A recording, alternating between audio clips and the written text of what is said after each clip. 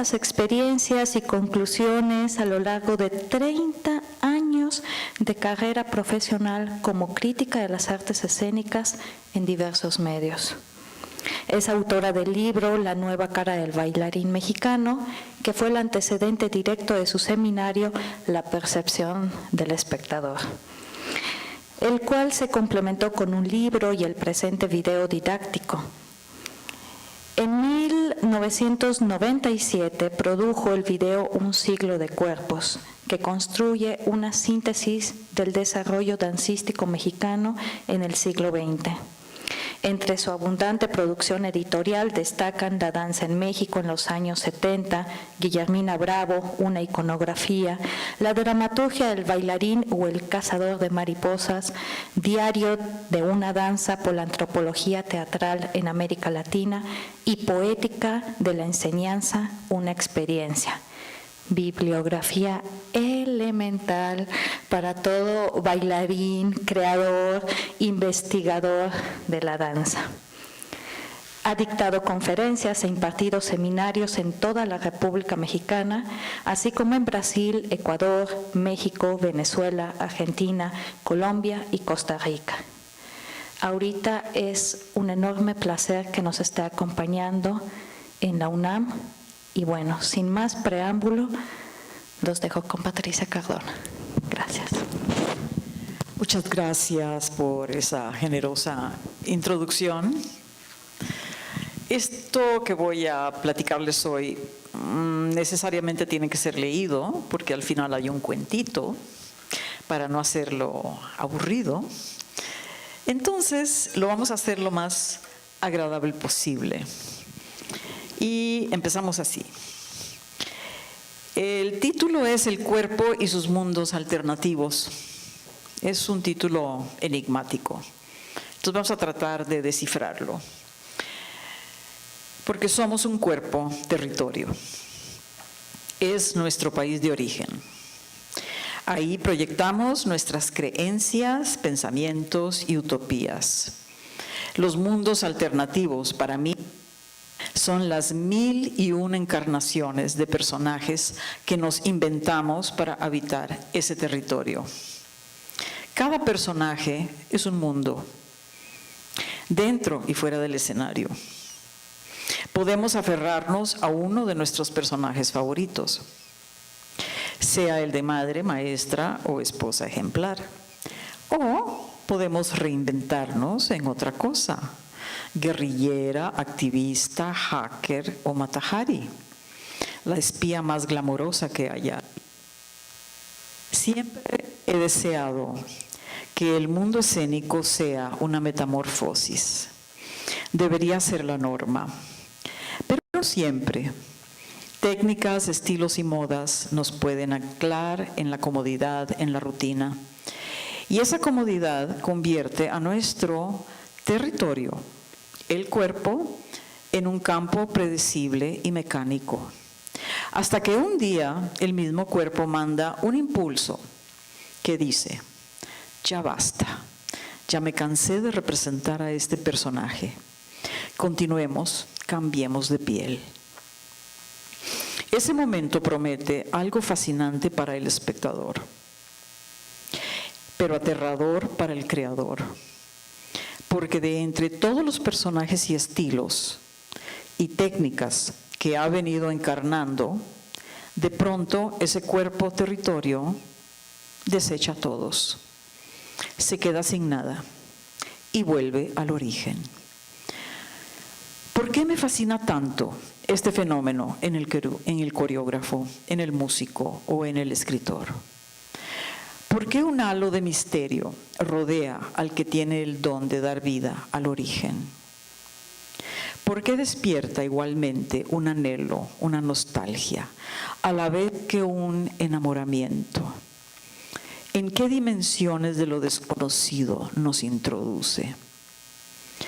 Los aborígenes australianos llaman a nuestra civilización el gran olvido. ¿Sigo? Continúo. Así está. Dicen que hemos olvidado quiénes somos, de dónde venimos. Vivimos eternamente nostálgicos. Dicen que hemos perdido todo arraigo con la naturaleza, todo conocimiento de nuestro verdadero ser. Hemos olvidado el origen, dicen, y al perder el origen, hemos perdido también nuestra voz, nuestra mirada y sobre todo la sensación del cuerpo como territorio, continente, mapa, brújula, vehículo de creación y de sanación. Y vivimos eternamente extraviados. Buscamos afuera lo que siempre estuvo adentro, la sanación, el rumbo y el conocimiento. Ante semejante provocación, cabe preguntarse, ¿el creador que nos atrapa y enamora es porque encontró su origen? ¿De ahí brota nuestra nostalgia? Origen, originalidad, verdad, congruencia, autenticidad son lo mismo. Una vez localizados, estos atributos del cuerpo territorio son imparables y dejan una huella en la memoria del espectador. ¿Qué han descubierto estos creadores afortunados que es tan urgente comunicar al mundo? Saben consciente o inconscientemente que han tocado fibras universales que conmueven a la humanidad. Saben y sienten que de ahí se desprende una fuerza, un poder de persuasión. Han convivido con un misterio y no saben cómo nombrarlo, y yo tampoco. En el caso de la danza y el teatro, el origen vive, se desplaza, se manifiesta en el cuerpo, y en las demás artes también. No está afuera y provoca un estado interior muy particular. Expansión, exaltación, éxtasis, nostalgia, absorción. Los poetas le llaman el instante apasionado, el tiempo profundo, un eterno aquí y ahora. Acudo a los poetas que siempre me dan las palabras que yo no tengo. El instante apasionado o el tiempo profundo es una fuente infinita de creación. Nada que ver con nuestra definición de realidad. Ahí no hay ley, solo congruencia. Ahí las imágenes que conocemos cotidianamente se distorsionan o se relacionan fuera de toda lógica cotidiana. Se juntan y crean una nueva realidad, un mundo alterno. Esa nueva realidad crea metáforas. Aquí va una. Hoy sueño un lenguaje de cuchillos y de picos, de ácidos y llamas, un lenguaje de látigos, un lenguaje que corta el resuello, un lenguaje guillotina. Octavio Paz. Cantar es derramarse en gotas de aire, en hilos de aire, temblar. Jaime Sabines. Un pájaro vivía en mí, una flor viajaba en mi sangre. Juan Gelman. El cuerpo del bailarín se convierte en metáfora cuando resuena con los símbolos que le envía su origen, su memoria arcaica. Un pájaro vivía en mí es una danza. Convertirse en hilos de aire, temblar, es otra danza. Un lenguaje guillotina de ácidos y llamas, ni se diga. Estas imágenes poéticas son una provocación. Crean inevitablemente mundos insólitos, impredecibles. Solo la imaginación puede lograr esto. Cito a Marcel Proust. En todo momento, el artista debe escuchar su intuición. Eso es lo que hace al arte lo más real de todas las cosas. Y concluye, lo que arrastramos fuera, desde la oscuridad de nuestro interior, aquello que es desconocido, eso es lo nuestro. La palabra expresión significa literalmente presionar hacia afuera. Nos pasamos la vida expresando ocurrencias y banalidades, pero nunca o muy pocas veces llegamos a saborear las profundas implicaciones de la expresión verdadera. Nuestra nostalgia y anhelo, por tanto, no tienen fin. Y no sabemos por qué, hasta que las grandes obras de arte de la humanidad nos recuerdan nuestro origen y se intensifica el anhelo. Nos despiertan no solo nostalgia, sino la imaginación y la memoria arcaica. Nos asomamos a ese continente perdido, sumergido bajo capas de civilización. ¿Cuándo volverá a emerger en mi conciencia esa memoria? Imposible preverlo. Solo hay que estar atento, propenso y vulnerable, desnudos de civilización. ¿Cómo propiciar ese instante apasionado, esa huella de resonancias? Sabemos que salta como la liebre y nos espanta, porque ahí descubrimos nuestra inmensidad. No estamos acostumbrados. ¿Qué es eso de tener un lenguaje original? ¿A quién se le ocurre? ¿Cuándo sé que lo tengo? Vaya vértigo de preguntas. ¿Me retiro de toda influencia cultural, académica y familiar?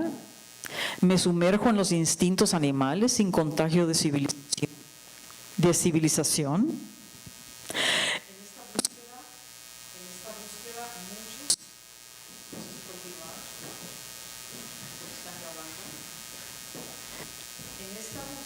No sé, aquí está.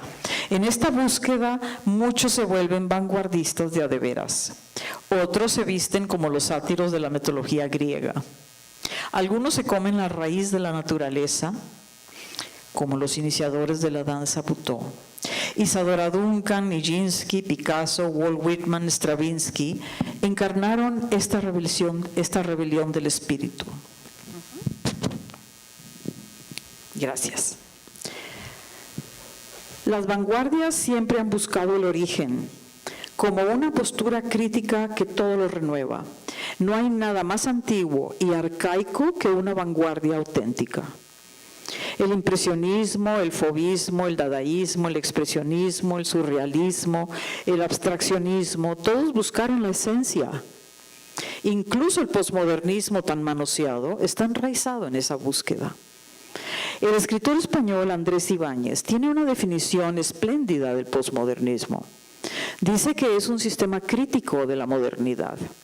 Revela que lo real, o lo que consideramos como realidad, es solo un esquema cultural creado a partir de la imaginación e intención de los grupos que están en el poder. Por tanto, también la historia es una invención y puede reinventarse o reinterpretarse. Para los tradicionalistas, esta definición es demoledora. Para los anarquistas, es la bandera nacional. Para los que no tienen postura, es liberadora. Si la realidad es una construcción derivada de nuestras creencias, es posible cambiar los sistemas dentro de mi mente cuando transformo mis propias creencias. Lo anterior justifica todo lo imaginable: ideologías, guerras, negocios, campañas de publicidad, estilos y modas. En lo personal, significa que me puedo desapegar de toda estructura social, política y religiosa sin que haya daños colaterales. Hago como que estoy en este mundo, sin estarlo. Todo es un juego. El arte posmoderno ve al cuerpo como una organización de códigos, es decir, es un mundo en sí mismo. El que se proponga la seducción de la era posthumana, y dije bien, posthumana, se alimenta de la tecnología que sustituye con hologramas la vida sintiente de carne y hueso. Esto se desprende de una lógica.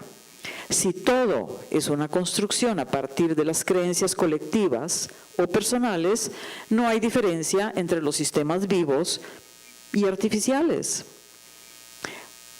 Para Andrés Ibáñez, esto puede llevarnos a una visión apocalíptica, o por el contrario, a una visión holística, integradora. El creador puede unir naturaleza y tecnología, ciencia y espíritu, arte y humanismo. ¿Por qué no? La ciencia puede convertirse en poética. El amor a la naturaleza puede derivar en tecnologías compatibles con los ecosistemas. Ya está sucediendo. Y concluye, lo importante es entender que la novedad, lo original y lo auténtico de los mundos alternativos no está ni estará nunca en la técnica o estilos que nos venden, sino en la visión y el tono de nuestros pensamientos, sensaciones e intuiciones. Entendamos visión como las imágenes que provienen del instante apasionado, del tiempo profundo del que habla Proust. Entendamos tono como esa resonancia que viene de la integración entre lo espiritual, lo psíquico y lo físico. Es una vibración, una dimensión que nos convierte en una fuerza de la naturaleza, en un poder vital. Es una resonancia única. No hay dos iguales en este mundo. Todo lo anterior es un misterio. Nos inquieta y nos atrae. Lo que sí me queda muy claro es que tenemos un cuerpo que respira y transpira. Es un cuerpo movido por impulsos. Unos son para la supervivencia más elemental. Saciar el hambre, la sed, la reproducción de la especie. Otros son básicos para la defensa. Atacamos, depredamos o huimos cuando nos sentimos amenazados. Otros impulsos son más sublimes. Nos llevan a establecer vínculos fraternales y amorosos con los demás. Otros nos jalan hacia adentro para encontrar el reposo, el consuelo, la reflexión y la contemplación. Otros nos impulsan a jugar, a explorar, a investigar y a crear. Y es aquí donde quiero detenerme. Porque ese cuerpo, habitado de pulsiones biológicas, universales, de repente da un giro y entra en procesos de metamorfosis y morfogénesis. Y suceden milagros. Si entendemos como milagros sucesos que no tienen explicación lógica o lineal. El instante apasionado o el tiempo profundo es uno de esos milagros. Ese cuerpo se distingue de los demás cuando se vuelve lenguaje y expresión. Esta dimensión es antigua y se pierde en la noche de los tiempos. Desde Platón y Aristóteles se llama poética. La poética no solo es teoría del arte, es también aquello que nos define como seres creadores de mundos subjetivos, alternativos. Cuando caemos en cuenta de que somos bios y de que somos poética, consciente o inconscientemente recordamos quiénes somos. Sí, somos bios, un cuerpo dotado de un código genético que lo sabe y contiene todo. Pero también somos poética, ensoñación, imaginación, intuición, inspiración. Somos bios porque sentimos los impulsos básicos y sutiles para la supervivencia. Somos poética porque desafiamos el mundo con nuestras metáforas, visiones, sueños y ensueños. Estos determinan nuestra evolución personal y colectiva. Lo extraordinario es que hay dos impulsos que provocan esta evolución, queramos o no. Son dos gatillos que disparamos inconscientemente cuando estamos listos para romper moldes, creencias, hábitos y esquemas de percepción que ya no funcionan. El primero se llama neofilia y el segundo neofobia. El primero ama lo nuevo, el segundo le teme. El primero rompe estructuras fijas, lenguajes y acuerdos colectivos. El segundo se aferra a estos y defiende la sistematización de las formas. El primero avanza, el segundo se congela. Estos dos impulsos se encargan de la evolución de la especie y de la nuestra en particular. ¿Cómo se siente evolucionar o involucionar? ¿Cuándo sé que la neofilia me jala para romper el cascarón? Todo empieza con una irritación, una incomodidad, un enojo, un hartazgo y saturación de nuestro estado actual. Entra la intolerancia a lo conocido y familiar. Nos sentimos perdidos, no pertenecemos a ningún lugar. Y le decimos a los demás, disculpen las molestias que esto ocasiona, pero ya no sé quién soy y ya no soy quien fui. Y empieza la búsqueda, la exploración para remediar esa incomodidad. Si el sujeto es bailarín, decide probar nuevos lenguajes, decide romper con sus maestros, nunca gentilmente, porque estos procesos neofílicos son profundamente angustiosos y a veces violentos. O este bailarín se aleja un tiempo de la danza, ya no soporta bailar lo mismo. Deja el grupo, si lo tuvo, o viaja al extranjero, si tiene dinero. Toma cursos de metafísica, de antropología, yoga profunda, religiones comparadas. Se va a la playa un tiempo. El mar lo mueve y conmueve. Tal vez Isadora tenía razón. Somos 70% agua en nuestro cuerpo, al igual que el planeta. Y la luna y las mareas nos alteran y nos equilibran nuevamente. Es una danza de la vida. Este bailarín que escuchó a su neofilia va soltando poco a poco sus amarras, y entre vacío y vacío intuye una nueva manera de expresarse, una voz celular, distinta, que lo sorprende. ¿De dónde viene esa voz? Al principio duda, luego lo confirma. Ha encontrado un germen de movimiento y lo explora. Juega con él, juega, hasta que empieza a haber una organización de impulsos. Algo le dice que ya encontró lo que buscaba. Y en ese momento aparece la neofobia.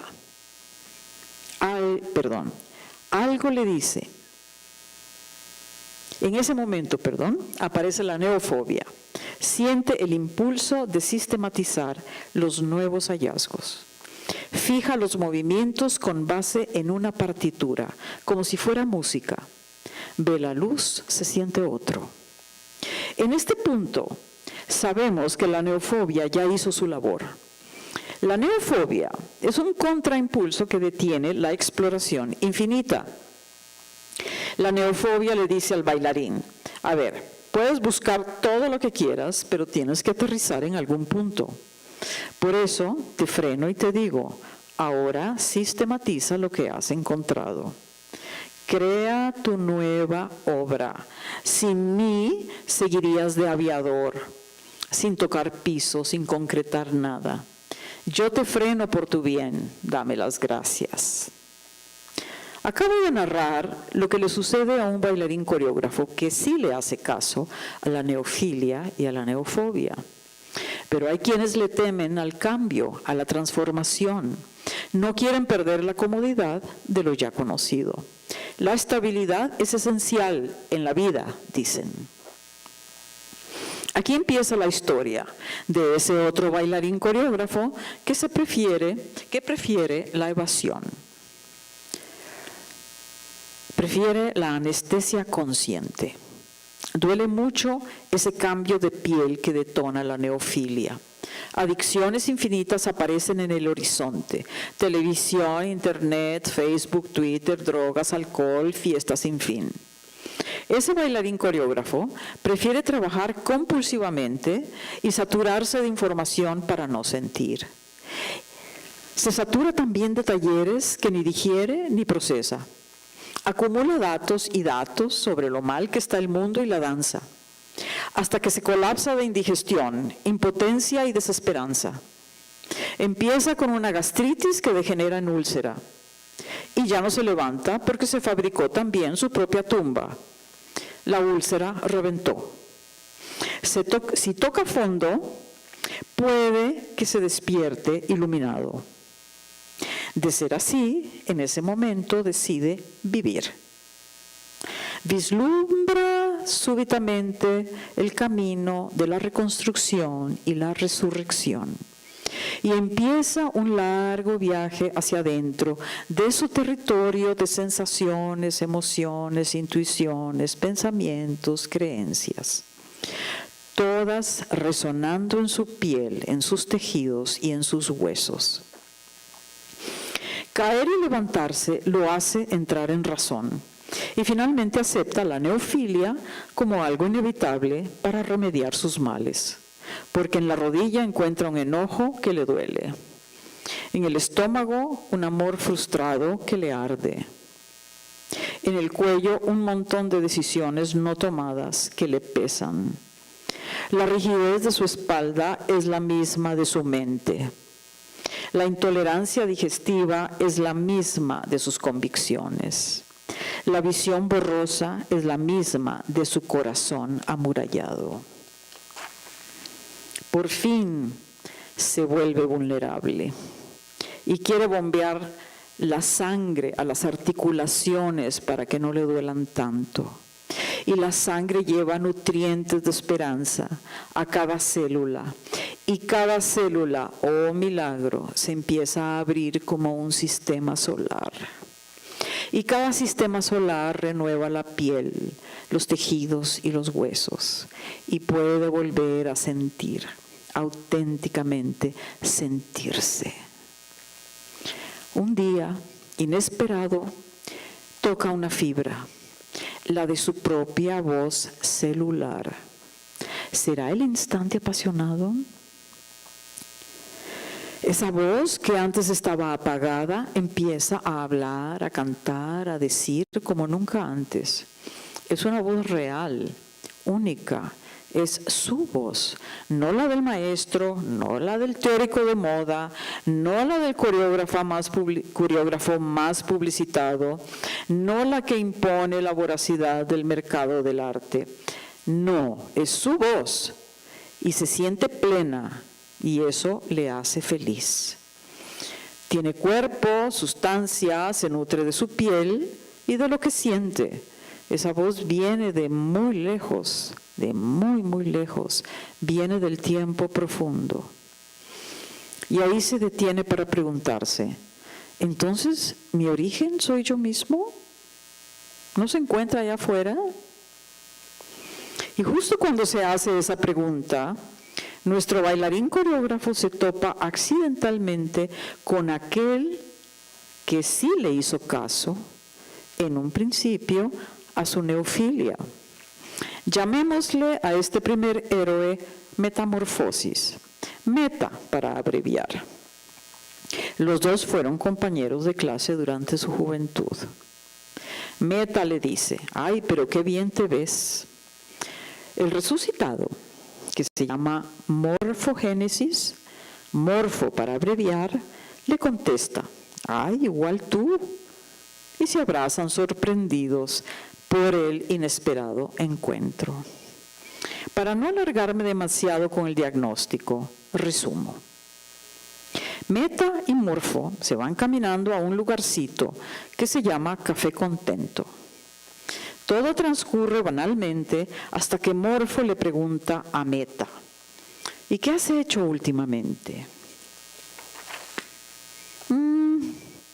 Leo a Joseph Campbell, un estudioso de los mitos antiguos, responde Meta. Me inspiran mucho sus enseñanzas. Quiero crear una serie de solos alrededor de ese tema. Morfo intuye que hay algo importante ahí, pero si es un tema amplísimo, comenta, insiste en que continúe. Meta toma un sorbo de café y con asombrosa naturalidad comenta, mira, Joseph Campbell describe al héroe de los mitos como aquel que suelta todo aquello que lo formó desde su niñez. Elige morir ante su pasado para renacer a lo nuevo. Vive una transformación total y eso me intriga mucho. ¿Y tú estás en ese proceso?, le pregunta Morfo sorprendido. Sí, ¿no? Tuve una crisis fuerte hace un tiempo. Ahora estoy saliendo y todo se cocinó en la zona pélvica.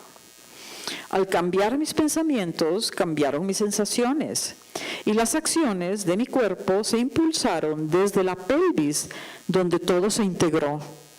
Mis emociones y mis tripas estaban hechas un revoltijo. Es como si el hacer, sentir y el pensar, todo al mismo tiempo se mezclaran ahí, en el plexo solar. Mucho se habla de esta integración desde lo intelectual, pero nunca podemos conseguirlo hasta no encarnarlo, digo yo. Encarnarlo, repite Morfo, aprobando. Me estoy enfocando en esto para sacar adelante mi proyecto, continúa Meta, porque nunca tendremos una presencia en el mundo, y mucho menos en la escena, mientras sigamos fragmentados y desencarnados. Es decir, la mente fuera del cuerpo, el cuerpo como vehículo de piruetas, virtuosismos abstractos, técnicas vanguardistas dificilísimas como única virtud. Hoy día es tan normal este divorcio antinatural. Lo agravamos con la tecnología y todas sus distracciones. Somos unos esquizofrénicos sin remedio si seguimos así. Uy, sí lo creo, dice Morfo. Lo he sentido y sufrido también. Vivir desconectado del cuerpo confunde mucho. Hasta que aprendí que es un instrumento pedagógico. Nos dice cuando estamos bien y cuando estamos mal. Solo así nos enteramos. Ya pasé por eso. Meta interrumpe. Es que no confiamos en la intuición, que es lo peor. Se pierde demasiado tiempo escuchando a los demás. Me gusta eso de encarnar las vivencias como fuente de conocimiento, comenta Morfo. Pero eso no lo sabemos hasta que rompemos con todo lo que nos formó allá afuera. Meta no lo deja casi ni hablar. Mira, como dice Campbell, el héroe encarnado es nuestro verdadero aliado. Es el genio integrador del que surge la acción espontánea y perfecta. El héroe encarnado es, no pretende ser. Su vida es un hacer y sentir y pensar integrados. Piensa haciendo y sintiendo, siente haciendo y pensando, hace pensando y sintiendo, todo al mismo tiempo. Nosotros lo separamos siempre, desde que entramos a la escuela. Es una esquizofrenia la tal educación. Pero, te comento rapidísimo, mi obra trata de responder a otra pregunta. ¿Cómo nació el primer rito humano? En lo personal, creo que los primeros ritos nacieron así. Fueron una expresión espontánea, natural, del hacer, sentir y pensar, todo integrado frente a las provocaciones del entorno y del ambiente. Y esa memoria arcaica del primer rito se hace presente, la empezamos a recordar cuando estamos integrados también. Esta memoria no la puedes forzar, se te revela cuando vuelves a nacer. Renacer es volver al origen, dice Campbell. Pero me pregunto, ¿cómo es que el cuerpo llegó a organizar el lenguaje del primer rito? ¿Qué sintió y dónde lo sintió? ¿Cómo lo sentimos y estructuramos ahora? En la génesis de un rito, ¿hay diferencia entre el ayer y el ahora? Porque seguimos creando ritos. Morfo logra por fin decir algo. Mira, me puedo imaginar ese primer rito, pero ¿lo puedo sentir? Si nos educan para ser reproductores de modelos convenientes, ajenos a nuestras necesidades, pues tendremos que rescatar el sentir, volver a sentir algo, lo propio. Ese es el punto de partida, creo. Me provoca gran curiosidad tu obra. Ya quiero ver el montaje final. Para despedirse, le da una palmadita en la espalda. Oye, ¿y cómo se va a llamar tu obra?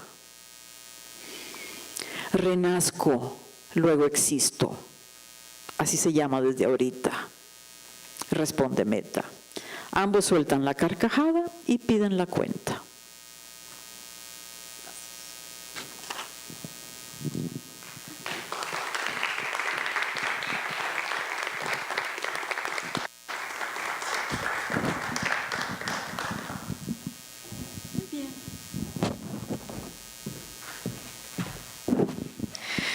Muchas gracias, Patti.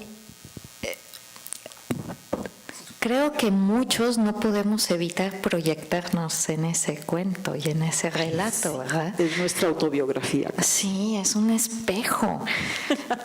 ¡Qué bárbara! Pero bueno, yo ahí vi a varios jóvenes tomando notas, asintiendo la cabeza, sonriendo.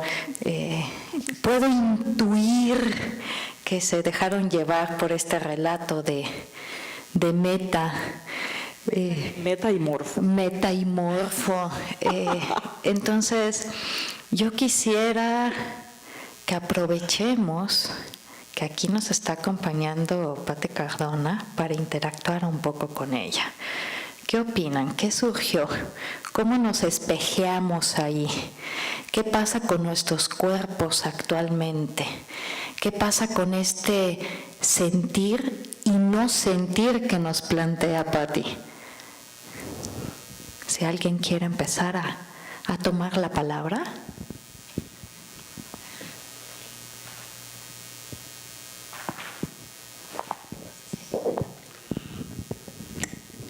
¿Sí? Ok.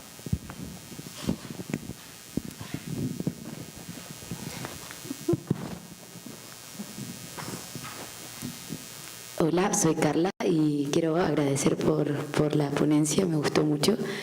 Y quería preguntar en especial, ¿cuál crees tú que es el factor o la razón que hace que disociemos tanto el sentir del hacer y del pensar? O sea, en este sistema, obviamente que uno puede pensar que la alienación es uno de los factores, pero en el arte, que uno piensa que es como una de las formas por las cuales las personas pueden buscar su libertad, porque al final termina siendo una prisión y termina siendo algo que al final te ata aún más al sistema.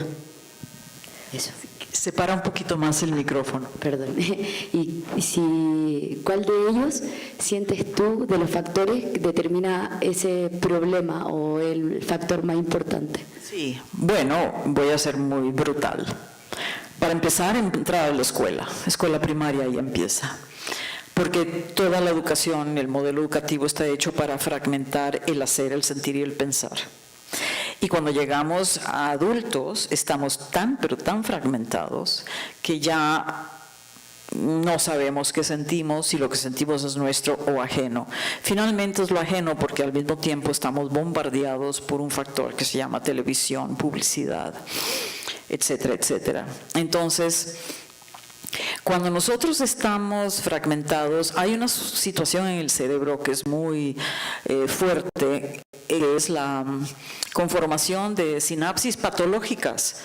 Las sinapsis patológicas es cuando, si nos volvemos pensamiento nada más, nos volvemos obsesivamente pensantes, intelectualizamos toda la vida y no sentimos nada y tampoco hacemos mucho. La otra sinapsis patológica que se va conformando en esta separación educativa, donde lo práctico, lo teórico y lo sintiente está separado, es que si no somos pensantes, entonces somos sintientes y accionamos y accionamos, accionamos y accionamos patológicamente sin integrar el pensamiento y la sensación. Y el otro es hacer y hacer y hacer, patológicamente sin integrar los otros dos. Perdón, cuando dije el sentir, nos volvemos en neuróticos compulsivos, porque es nada más pura sensación, sin llevarla a la acción y sin reflexionarla. Entonces, estamos siempre como en este juego de espejos que son miles de cuerpos y somos uno solo. Entonces empezamos a vernos fragmentados como un vidrio roto. Pero el problema es ese, empieza en la escuela primaria. Los niños son fascinantes mientras no tienen la edad de 7 años. Cuando entran a la edad de 7 años empiezan ya a perder la imaginación, a perder el gusto por la vida, a perder el impulso, a tener miedo, porque empieza la represión sutil o muy evidente a través de los patrones, de los sistemas de creencias, de los modelos que hay que imitar, reproducir, y si no los reproduces te castigan, entonces viene el miedo, ahí empieza. Ahora imagínate cuando quieres estudiar arte, llegas a la edad de, ¿qué será? 16, 17, 18 años, y querer integrar todo eso. Y resulta que la educación artística está también desintegrada en materias de hacer, sentir y pensar, teoría, práctica y juegos creativos. Entonces, cuando te piden que lo juntes todo, ¿cómo le haces? Hasta que no viene el momento que le pasó a Morfo y a Meta, que entra el llamado del cuerpo, que es brutal. El llamado del cuerpo está ahí y no te perdona la fragmentación, porque tienes un ataque de neofilia que te dice ya basta, no puedes seguir tú en esta fragmentación. Entonces empiezas a pasar por todo este proceso de renacimiento y te vuelves a descubrir como quien realmente eres y renaces como el héroe integrado. La mitología es eso, eso nos cuenta y nos platica. Gracias.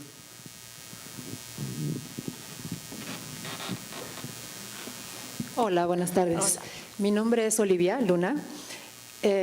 Pues bueno, llegué un poquito tarde, pero la idea que quiero transmitir es qué tan real y qué tan brutal llega a ser realmente, como usted lo expresó en estas palabras, la fragmentación del cuerpo.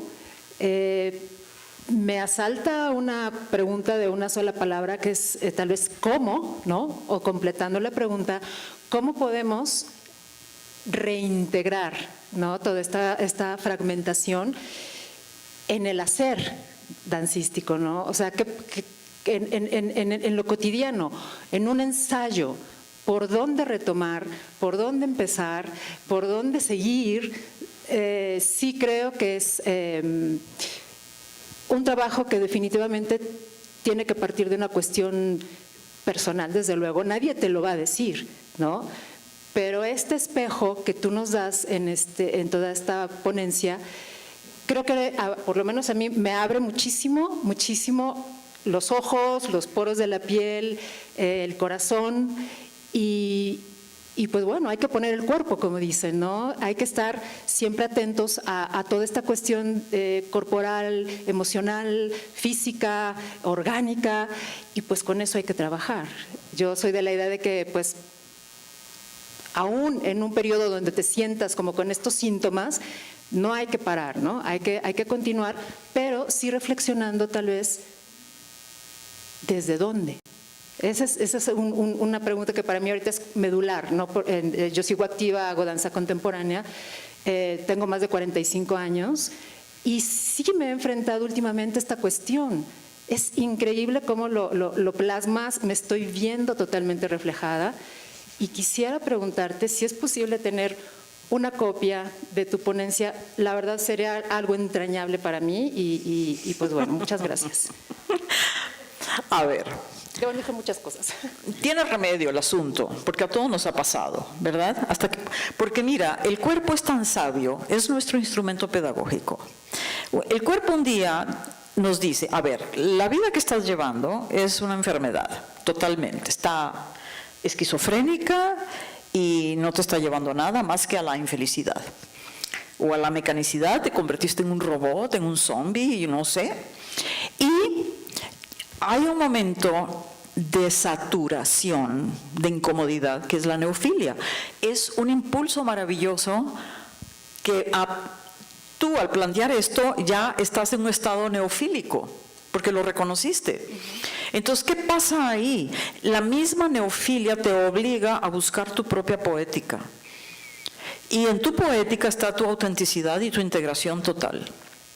Entonces, el modelo educativo no puede hacerlo, Nosotros no podemos esperar nada del modelo educativo porque está hecho precisamente para fragmentarnos.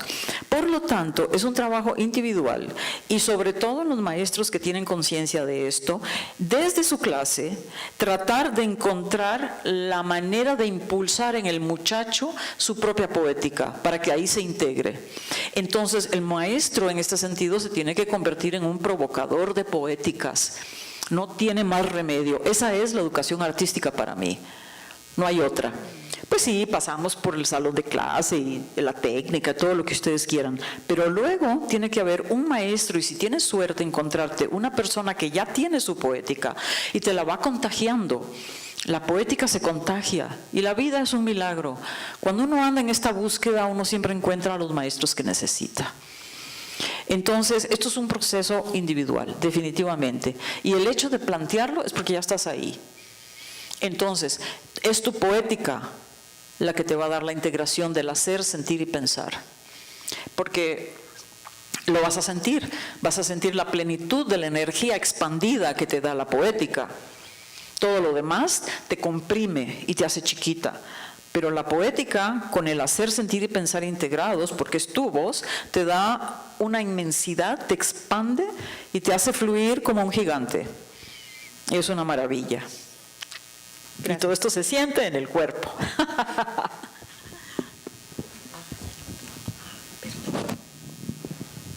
Ahí está.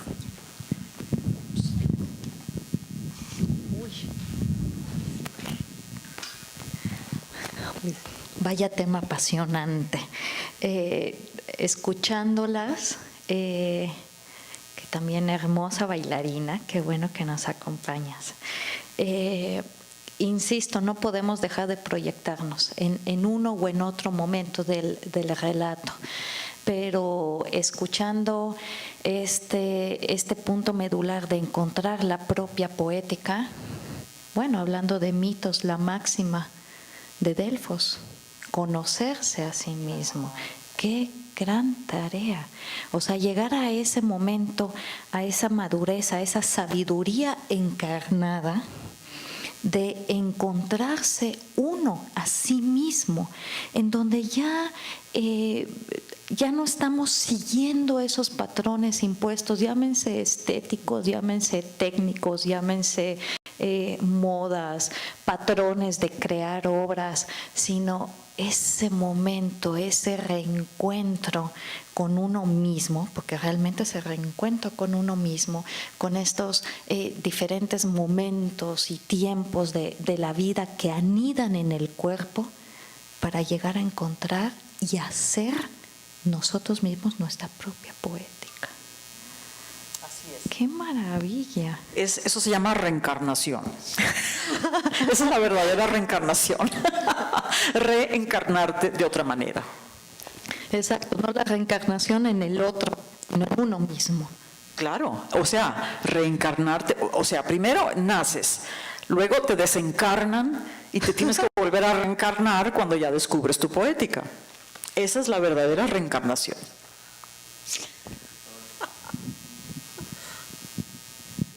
Sí, muchísimas gracias, maestra, por esta conferencia que además en práctica, ¿no? Pone en práctica lo que está diciendo de no separar academia de literatura, ¿no? O sea, de no separar lo que es propiamente didáctico de todos estos símbolos, ¿no? Es todas estas metáforas a través de contar cuentos, de contar historias. Y mi pregunta iría más por esta cuestión de las sinapsis patológicas, ¿no? La idea de cómo de niños nos quitan el deleite por la vida, ¿no? Yo platicando con varios colegas, justo estábamos viendo que hay una moda terrible en la que de repente ahora se dan muchos cursos en los que la intención es dar coreografías. Entonces, si no has dado tú 3 coreografías en un trimestre, no eres buen maestro, y nos da la impresión de que entonces ya no hay lenguaje, ¿no? Porque el lenguaje es, esta es la A, esta es la B, esta es la C, y luego M con A es ma, y luego es mamá, y luego es mi mamá me mima, y luego podemos recitar Piedra de Sol. Pero si yo le pongo al alumno Piedra de Sol, apréndetelo y repítelo, no hay lenguaje y no puede haber poesía, no puede ser poiesis. y mucho menos va a poder generar su propia propuesta, pues, ¿no? Entonces, ¿qué hacemos con esto? ¿Qué está pasando? Puedes hacer un doble juego si estás consciente. Digo, por un lado, jugar el juego de la sociedad, porque aquí estamos, ¿no? No nos vamos a ir a la selva amazónica. Esa es una posibilidad, o te vas a la selva lacandona, o en fin, y haces otra sociedad. No es necesario. En algún momento lo digo, tú haces como si estuvieras en este mundo, pero realmente no lo estás. Entonces, mientras sobrevivimos y cambia, porque esto es una etapa, esto no es eterno. Nada más que se ha recrudecido tanto que esto está obligando a la humanidad a replantearse quién es. Porque ya los grados de enajenación son tales que la enfermedad cunde. O sea, ya nunca ha habido tanta enfermedad en la humanidad como en este momento del planeta. Entonces, eso significa que la infelicidad cunde, porque estamos fragmentados. Entonces, la solución es jugar mientras está el sistema y se va desintegrando solito, porque por su ineficacia se va a desintegrar, o se está desintegrando, o ya está desintegrado, y pretendemos que sigue ahí, que esa es otra. Y mientras jugamos, vamos haciendo nuestra vida paralela, nuestro mundo paralelo, alternativo, para ir generando dos propuestas y ver de qué manera lo vamos fundiendo poco a poco. Es decir, no es fácil, hay espacios que no permiten esta fusión, hay espacios que no lo permiten y no lo toleran. Pero tú sabes hasta dónde estás ahí y hasta dónde no. Si es por sobrevivencia, pues abres tu mundo alternativo y llevas una vida paralela. A ver, cuando los bailarines de la danza Butó inventaron el Buto en los años 50, tenían una vida paralela. Para sobrevivir hacían cabaret. Y se desnudaban en los cabarets y todo, y hacían show. Y durante el día estaban haciendo esta investigación del movimiento absolutamente radical a todo lo que hacían en el cabaret. Entonces llevaron una vida paralela. Jugaban con el mundo material, pero su verdadero mundo, el auténtico y real, estaba en la danza Butó. Hasta que finalmente emergió de ahí toda una corriente y un planteamiento de cómo ver el mundo y mover el cuerpo. Entonces, no nos queda de otra. Todos tenemos una vida paralela, todos jugamos con el sistema porque estamos aquí. Está perfecto. Usemos este espacio para provocar hasta donde podamos y hacer luego, porque hay una cosa, aunque estemos en un espacio así, que es institucional, rígido con sus esquemas y sus leyes y toda la cuestión, cuando una persona está en este proceso empieza a ser contagiosa. Así estés en la SEP, que es verdaderamente el inframundo educativo. Cuando tú tienes tu poética, o estás en el proceso de buscar tu poética, puedes estar en un salón de clase o en un esquema X de trabajo y empiezas a ser contagioso. Yo no sé por qué, es una energía misteriosa. Aquí los aliados son los héroes internos. Esa energía integradora, ese es el héroe. Y cuando empezamos a ser héroes, empezamos a contagiar la energía heroica, sin tener que decir nada. 2 puntos rápido medulares, Pati, fíjate. Estás tocando algo que considero que es muy importante resaltar, la responsabilidad con uno. Porque reencontrarnos, reencarnarnos y construir nuestra propia poética está sostenida con una responsabilidad con nosotros mismos, ¿no? Y el otro punto que creo que es importante destacar es que hablas del contagio del entusiasmo, que también eso es posible. Es decir, hay hay un sistema que ya todos conocemos, enfermo, depredador, aniquilador, que contagia la enfermedad.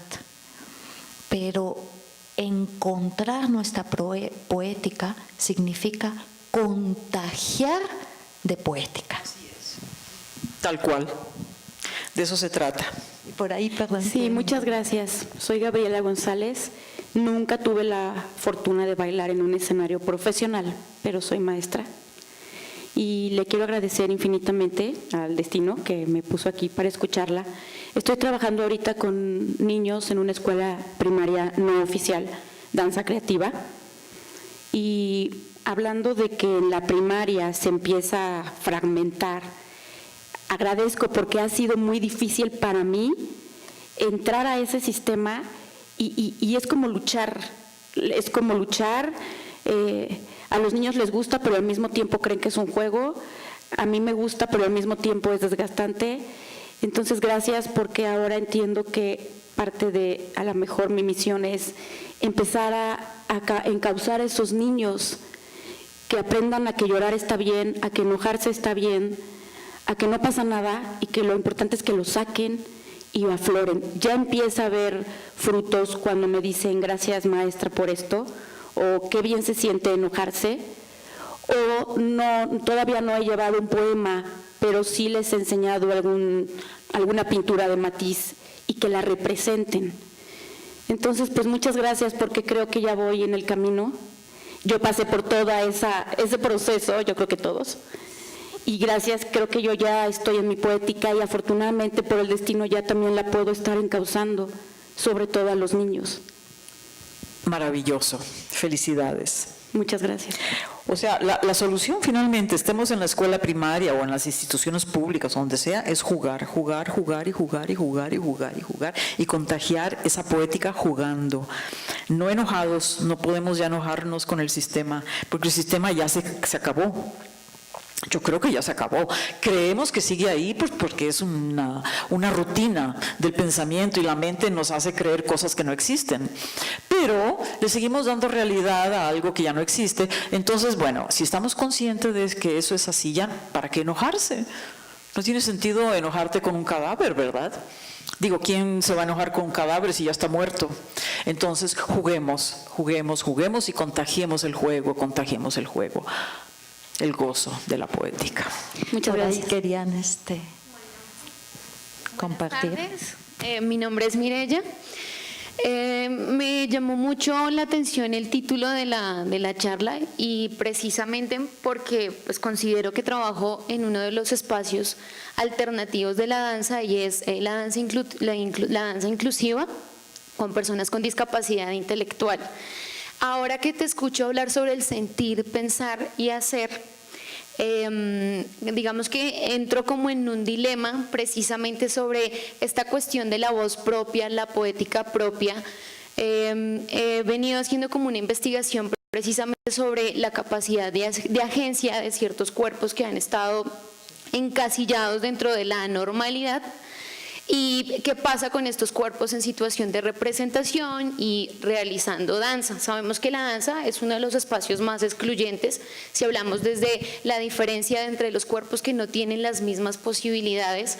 Ese es un poco como el tema que he venido investigando y me hace un poco eco como la cosa del estado de conciencia, porque sí me he encontrado ahí como en oposición y es, si yo no hago ciertas actividades, no las hacen ellos, pero entonces cuando las hacen el mismo movimiento o desde la explicación que yo acabo de realizar. Entonces ahí tengo como un poco de dilemas aún sobre esa cuestión de la reflexión o del estado de conciencia, porque no, digamos que no sé cómo explicarlo. Porque claro, no puedo centrarme como en tratar de describir un proceso que está en su individualidad, que pues por más que hay algún tipo de condición especial, pues tienen su propia forma de ser y estar en el mundo. Pero sí en términos, digamos, sobre todo en términos académicos, me cuesta un poco como ampliar esa explicación. Te agradezco mucho, creo que logré como conectarme como con esta secuencia, sobre todo con este tema de la poética y la voz propia, me quedó así sonando demasiado, especialmente en estos espacios alternativos de pues, condiciones especiales que requieren también de mucho tacto y de mucho cuidado, tanto a la hora de escribir sobre eso como a la hora de trabajar desde la parte práctica. Muchísimas gracias. Bueno, y me apoyo también la noción de la compañera anterior de si hay alguna posibilidad de tener acceso a la ponencia o no sé. Muchísimas gracias. Hay una parte misteriosa del cerebro que no tiene discapacidad alguna. Tal vez la parte verbal, el lenguaje verbal, no sé si la discapacidad vaya por ahí. La capacidad del racionamiento, esa puede estar tal vez fuera de la norma, por decirlo de alguna manera. Pero hay un sentir que es infinito y profundo. Es ese tiempo profundo, que no tiene tiempo y espacio. Ese está profundamente vivo en cualquier ser humano. Incluso en una persona en estado de coma, fíjate, que parece que está muerta, estando viva, tiene una parte viva que es la sensación, pero en otra dimensión. No es en la dimensión que nosotros conocemos y que podemos describir con lenguaje verbal. Entonces, más bien, fíjate, se me ocurre en este momento, cuando estamos en contacto con personas con discapacidad, ellos tienen desarrollados una sensorialidad o una sensación o un nivel de percepción que nosotros, los que estamos aquí supuestamente en la normalidad, no hemos alcanzado. Y cuando hablamos del tiempo profundo y del instante apasionado, estamos hablando de situaciones del subconsciente y del inconsciente tan profundas que ellos, precisamente por su discapacidad, la tienen despierta. De pronto es una desgracia estar en la racionalidad y en el lenguaje verbal, porque se han agarrado de eso para limitarnos y encajonarnos y discapacitarnos con respecto a nuestra propia poética. Creo que estos otros seres humanos, con ese mundo alternativo, tienen más sensibilidad que nosotros. Lo que tú les estás dando como danza, como canto, como ritmo, vibración, frecuencia, lo que sea que ellos perciban, los hace entrar en su mundo profundo y feliz. Estoy segurísima que nosotros envidiamos de alguna manera. O queremos, es la nostalgia de la que estamos hablando. Tenemos nostalgia de esa pureza. Ellos lo tienen en estado de pureza, estoy tratando de generalizar, porque no han tenido contacto con nuestro mundo intelectual, racional, verbal, que tiene sus grandes ventajas, obviamente. Nos ha permitido el acceso a una cantidad de cosas maravillosas en el mundo, pero también es un arma de doble filo. También con eso nos pueden distorsionar al grado de convertirnos en seres absolutamente deformes, monstruos totales y absolutos, desintegrados, fragmentados, autodestructivos a más no poder. ¿Quién dice quién está bien, si nosotros o ellos? Yo diría que ellos son más puros que nosotros, la verdad. Así es que no te angusties. Ellos están en su poética, porque no han sido distorsionados, ni la sociedad normal los ha discapacitado como nos ha discapacitado a nosotros. Y hemos pasado una vida entera tratando de volver a capacitarnos y reencarnar en lo que verdaderamente somos. Yo no sé si eso responde a tu pregunta. Así es que no te inflictúes, estás en un mundo privilegiado, yo creo.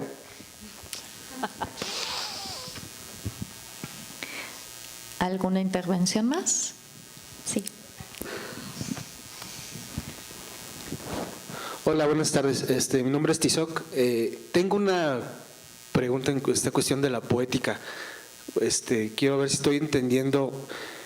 Es en un sentido de que una poética es un como constructo de algo, como estructurar el cómo se está pensando, haciendo y sintiendo. Y me imagino que entonces la poética personal es el cómo lo estamos organizando individualmente. Podría pensar que el sistema es una poética, bueno, no es arte el sistema, pero es un constructo de algo. Entonces, en ese sentido, yo como mi referencia, que será la poética de Aristóteles, y entendiéndola más como literatura, y bueno, ya hablamos de que, bueno, mencionaste que no solo es como la teoría, hay una cuestión de práctica y que involucra al cuerpo. Entonces, quisiera ver si podrías como tal vez aclararme más cómo es esta cuestión de tu poética. No solo es teoría, es tu cuerpo, está dentro de esto de sentir, pensar, hacer, y tu constructo o tu construcción del mundo. Bueno, refiriéndome a mi construcción del mundo. Sí. A ver, es que, claro, la poética de Aristóteles es todo un sistema de reglas para hacer bien el arte, el bien hacer que se llama, ¿no? Teoría del arte, cómo se tiene que construir una tragedia, por ejemplo, para eso la escribió Aristóteles. Entonces, ¿cómo es la tragedia perfecta? Entonces, así tiene que ser la oratoria, lo dicho, etcétera, etcétera. Entonces, Platón también hablaba de una especie como de locura poética, una locura que se acerca a la demencia o a lo que está más allá de la racionalidad. Y entonces, cuando hablaban del oráculo de Delfos, que de pronto estaba delirando esta voz que hablaba del conócete a ti mismo, es una energía que viene de lo más profundo de ti mismo y que se contagia y se comunica. No se controla, no tiene ley, no se construye, brota, porque es nuestra desde que nacemos. Lo que hay que hacer es dejarla fluir, quitando todos los estorbos. Es decir, una de las maneras más maravillosas para dejar fluir la poética es justamente adormecer o callar el hemisferio racional, verbal, que es el que nos bloquea y nos dice que siempre estamos mal y que no, que el esquema es por aquí, las reglas por acá, el patrón es por acá y tienes que hacer esto. Toda la sociedad está programada en el hemisferio izquierdo, pero el hemisferio derecho no se programa, no se puede programar. Ahí es donde están estos jovencitos o estas personas. Están en el hemisferio derecho, que es el hemisferio de la intuición, de la inspiración, de la iluminación, de las metáforas, del lenguaje simbólico. Todo lo que no puede hacer el hemisferio izquierdo, que se enoja mucho con el hemisferio derecho porque no lo entiende. Ahí está la poética. Entonces la poética brota cuando tú logras fluir, sentir y hacer y pensar a partir de esa intuición y esa inspiración que eres tú mismo, no las reglas que te están diciendo allá afuera que tienes que llevar a cabo. ¿Ok? ¿Sí está claro esto? Los románticos lo vivieron de esta manera. Ellos fueron los que hicieron esta esta definición de la poética como una comunicación del espíritu que contagia a los demás. ¿Sí? Entonces hay varias poéticas, o sea… ¿Perdón? Entonces hay varias poéticas y como personas y bueno, sí, como dicen, o como épocas también puedo pensar en eso. A ver, yo puedo estudiar la poética académicamente, pero yo no estoy hablando de esa poética. Estoy hablando de que somos poética. Somos vivos como un cuerpo que es fuerza vital, impulso vital, y somos poética porque somos seres creadores. Y esa parte está depositada en el hemisferio derecho del cerebro, que es improgramable, es la parte más auténtica que tenemos. Por eso, cuando hablo de poética, hablo de autenticidad, el verdadero ser que tú eres. Por eso hay que morir ante, como decía aquí la historia, hay que morir ante todo aquello que nos ha programado desde que nacemos, pasando por la escuela, etcétera, para volver a renacer desde el hemisferio derecho, que es ahí donde está el mensaje auténtico de lo que somos. Esa es la poética que a mí me interesa, somos poética. Lo otro también existe como una teoría del arte, por supuesto, muy respetable, pero ¿Sí te aclaro? Sí, claro. Somos poéticas, somos autenticidad, somos seres creadores.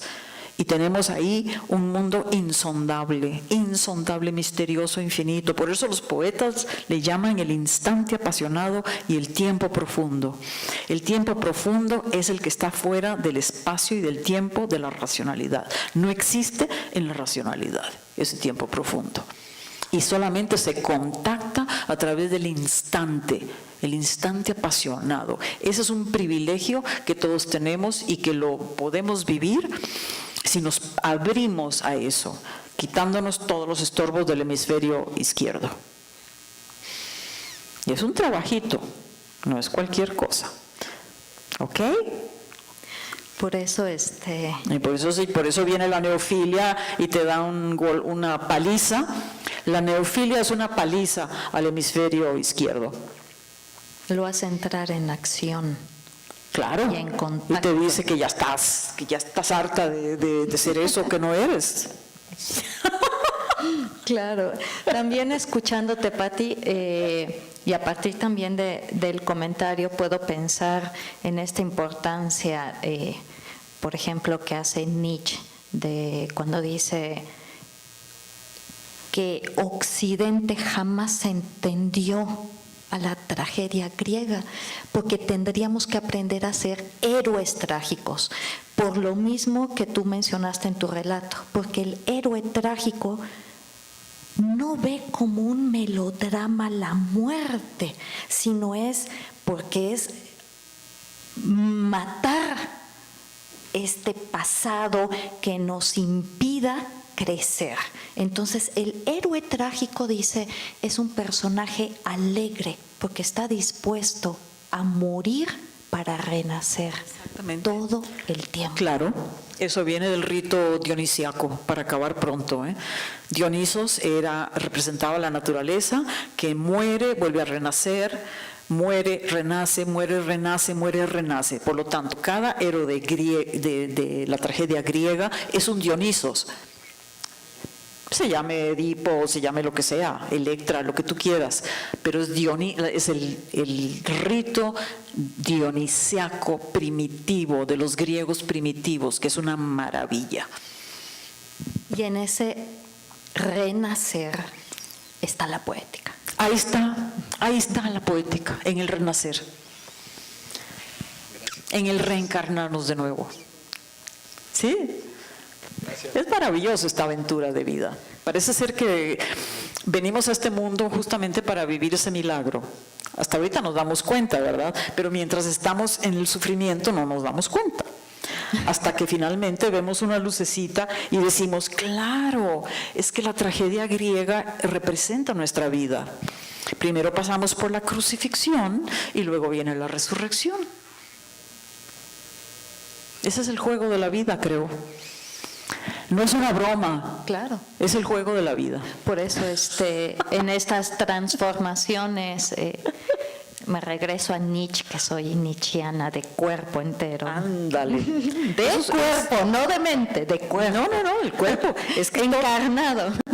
claro, por supuesto, es que tienes que encarnar el ser total dentro de ti. Es que todos somos una unidad, no una esquizofrenia espantosa. Exacto. Y en estas, recuerdo estas transformaciones con las que abre Zaratustra, ¿no? En donde hay que aprender a ser primero de camello, que es esta crucifixión de la que hablas, ¿no? Que carga todas las culpas encima hasta que ya todo este peso del deber ser de la sociedad, del sistema enfermo y todo, están a punto de aniquilarlo y tiene que convertirse en león. Este león que va a ser rebelde, que va a ser aniquilador. ¿De qué? De este pasado. Claro. Y por último, lo más importante, que ahí está la poética, después de aprender a ser león, hay que volver a ser niños, a renacer. Exactamente, los niños son nuestros maestros. Los niños y los animales, para mí. Ahí está la vida, porque Ahí ellos está están la puros. poética. Por supuesto, ahí está la poética, por supuesto. Y estos seres discapacitados, entre comillas, son discapacitados para el funcionamiento de una sociedad que está enferma. Entonces yo creo que son unos privilegiados, yo los envidio. Nosotros tuvimos que pasar por el martirio de adecuarnos a una estructura enferma hasta que un día decimos, no, se acabó. Y entonces los niños, los animales y los discapacitados, los autistas y todo esto, son seres de una pureza energética absoluta. Ellos viven en su mundo, en su tiempo profundo. Y creo que lo que podamos hacer con ellos, los ganones somos nosotros, porque nos vamos a estar contagiando de su pureza. Así lo veo. Bueno, Pues, ¿qué más? Si no hay alguna otra participación. Por ahí, perfecto. Muy bien. Si nos ayudan con el micrófono, muchas gracias. Bueno, buenas tardes. Mi nombre es Emiliano y solo tengo una duda. Entonces, en el sistema que vivimos nos bloquea para que no podamos crear, hacer poética, y los seres puros los pone como si fueran diferentes o incorrectos, haciéndonos creer que nosotros estamos bien cuando en realidad no lo estamos. Exactamente, lo dijiste, lo abreviaste de una manera perfecta. A ver, esto no es para que te deprimas, es el juego de la vida, ¿ok? Venimos a este mundo para aprender un juego que se llama crucifixión y resurrección. Ese es el juego de la vida. Entonces, lo vivimos, nos caemos, desfallecemos, nos hacen creer que ese mundo de allá afuera que nos están vendiendo es una maravilla, porque tenemos acceso a los bancos, a los créditos, podemos comprar coche, vamos a los restaurantes, tenemos televisión, internet. ¡Wow! Estamos absolutamente deslumbrados con la tecnología y todo lo que ofrece ese mundo allá afuera, ¿no?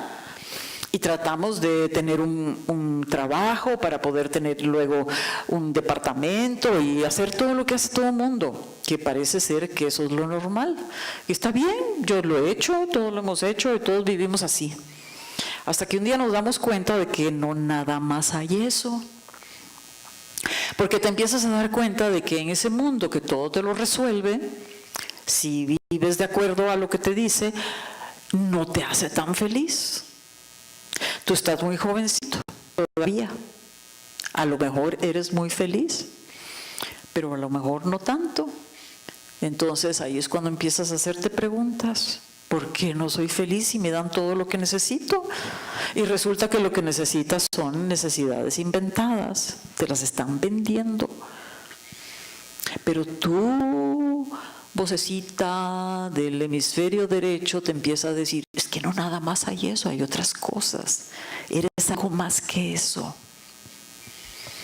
Y ahí empieza la aventura de la búsqueda.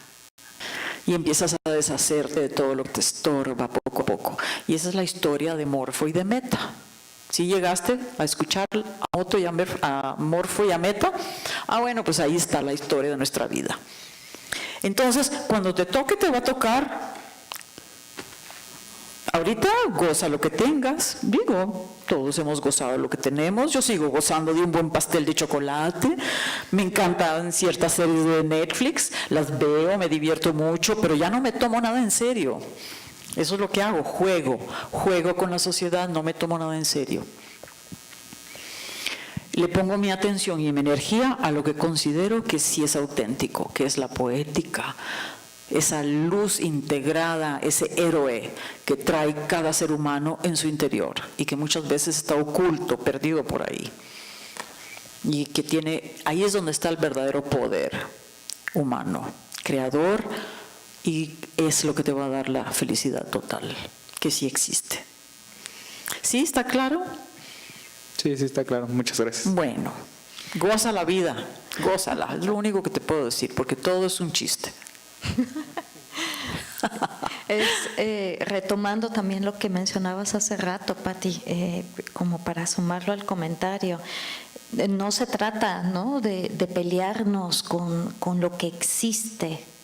Ahí está el sistema, nosotros somos parte del sistema, pero la diferencia está en dejar de creer en ese sistema como si fuera la única verdad y el único mundo posible. El día de antier me invitaron a participar en el coloquio de danza y juventud y tiene mucho que ver lo que tú estás diciendo con algo que evidentemente tú me llevas años de trayectoria, de sabiduría, algo que yo empiezo a intuir, ¿no? Que es, yo hablé un poquito de este empoderamiento a través de la danza, en donde los jóvenes que danzan son jóvenes empoderados. Y la danza ahora, como sumándolo también con estos otros comentarios, tiene razón cuando dices que la danza ha sido también un campo de mucha discriminación, desde el lenguaje de la belleza, un lenguaje bastante limitado que pertenece a este sistema impuesto y enfermo, pero pienso que justo es tarea y responsabilidad de todos a los que nos interesa construir otro significado de danza, porque la danza puede tener muchísimos significados. Un significado, yo la he puesto, por ejemplo, de conocimiento, y un conocimiento, no cualquier conocimiento, un conocimiento encarnado, que es de lo que habla Patti, poético, ¿no? Entonces, dentro de ese universo son posibles muchos universos. Así es. La danza es un instrumento extraordinario como decimos, el cuerpo es un instrumento pedagógico para empezar. Y si hacemos danza, pues imaginen la riqueza educativa que tiene ese cuerpo para decirnos quiénes somos y si estamos bien o si estamos mal. Es que es inmediato, no hay que pensarle mucho, se siente, punto. ¿Verdad? Accionas en el momento y en ese momento estás pensando, sintiendo y haciendo. A eso me refiero. Y en esa integración somos seres totalmente poderosos. No enfermos. No enfermos, no zombies, claro. No cyborgs, aunque Exacto. todo también, digo, esto sería un tema larguísimo. Todos tenemos algo de zombies, cyborgs Sí. En esta sociedad a la que pertenecemos, pero aquí se abre todo un mundo de posibilidades. Claro. A partir de la poética encarnada. En ese empoderamiento de la juventud, en ese empoderamiento de la poética, somos libres y soberanos. Para acabar pronto, porque la poética no tiene ley. La poética tiene congruencia, no ley. La ley la inventó el hombre y la inventó para que la rompamos. Es parte del juego. Bueno, pues creo que ya. Otra participación, bienvenida. Bien. Claro que sí. Me encanta este público. Sí, está fantástico. Hola, muchas gracias. Mi nombre es Carla Ortega. De profesión soy comunicóloga. La vida me ha llevado al marketing. Y justo me siento muy identificada, me siento muy espejeada por el cuento. Justo creo que estoy en este momento física y emocionalmente. Sí estoy como fragmentada y de repente como en un rush ahí mental, emocional, físico, de todo. Pero creo que justo lo que mencionan también, la vida es tan sabia que te coloca en los momentos indicados para que aprendas lo que tienes que aprender y fluir, ¿no? La verdad es que yo vi el programa del día de hoy, en la mañana, a las 9 de la mañana, y dije, ay, chin, ya no llegué a la plática de fotografía, pero bueno, por lo menos llegó a la otra. Algo me vibra, ¿no? Algo me suena.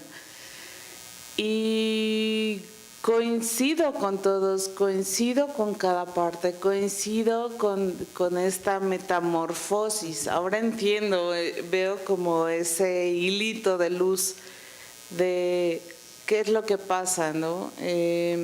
Yo entraba mucho en conflicto y creo que para mí, al ser comunicóloga, las palabras tienen mucho peso en el modo en que las dices y a quién se lo dices y por qué se lo dices. Entonces, hemos, al tratar de estar en esta sociedad físicamente o mentalmente solamente, justamente fragmentados, perdemos esta rebeldía, podría decir yo, de nuestro propio ser. Perdemos nuestra propia poética con la cual nacemos, y cuando nos enfrentamos a decir ¿por qué soy diferente en esta sociedad? No lo entendemos, sin embargo renacemos a través de nosotros mismos y a través de cuestionarnos. No hay nada malo ni nada bueno en nuestro ser, simplemente es nuestro ser, es nuestra poética, es nuestra reconstrucción o reencarnación de nuestra verdadera pureza, ¿no? Y creo que más que cuestionar, porque a final de cuentas creo que en mi hoy y ahora estoy justamente en este periodo de fluir, no entiendo exactamente por qué me está pasando o cómo fue que llegué a este punto, pero fluir y jugar ha sido, creo, el elemento que físicamente, por lo menos, que era algo que a mí me conflictuaba, me mantiene viva, o sea, viva desde el interior, viva desde la mente, espíritu, alma y cuerpo, ¿no? Y agradecerte muchísimo y agradecer al universo que haya hecho lo que haya tenido que hacer para estar aquí, agradecer tus palabras y agradecer que tú lo compartas. Encantada, es mi tema favorito. Yo creo que estamos en un escenario perfecto para que todos despertemos a la poética. Hay que agradecerle a la sociedad esta decadencia indescriptible porque nos está obligando a despertar. Y yo creo que eso es maravilloso, es un privilegio. Y está pasando con mucha gente. Lo que te está pasando a ti está pasando mundialmente hablando. Ya somos muchísimos. Por lo tanto, todo tiene un porqué y un para qué, como en la tragedia griega. Efectivamente. Este sistema enfermo, como tú dices, se está autodestruyendo. Incluso, es un cadáver ya. Sí, incluso casi podríamos decir que es un holograma. No es una fantasía, es Exacto. Una ilusión ya. No, es una ilusión. No alcanza a sostenerse más y eso es más que evidente. Pues muchas gracias por estar con nosotros. Muchas gracias, Patti, una vez más. Efectivamente vamos a abrir en línea una sección donde compartiremos las charlas del día de hoy. No vamos a dejar que se pierda, evidentemente. Claro que no. Y van a estar disponibles para todos, ¿no? Pues bueno, no queda más que, insisto, agradecerles e invitarles a que no dejemos de construir nuestra propia poética, de encarnar, que es todo esto que nos está contagiando Pati Cardona. Sí, nos contagia, pero nos contagia de poética, ¿no? De rebeldía, de energía encarnada. Entonces, pues bueno, ahorita vamos a tener un receso y la siguiente charla es a las 5 de la tarde, donde abordaremos la situación de la danza actual. Y la última, que es a las 7 de la noche, donde el tema será investigación para la creación. Una vez más, tratando de romper este divorcio entre teoría y práctica, entre hemisferio derecho e izquierdo, y más bien trataremos de indagar cómo es que realmente están relacionados. Es una falacia lo que nos han hecho creer que una cosa está por un lado, el saber teórico por un lado y el saber práctico por el otro. No, ya no se puede sostener este sistema enfermo. Muchas gracias a todos. Gracias, Pati. Muy bien. Yo te dejo esta, para que se lo des a ellos, los que quieras.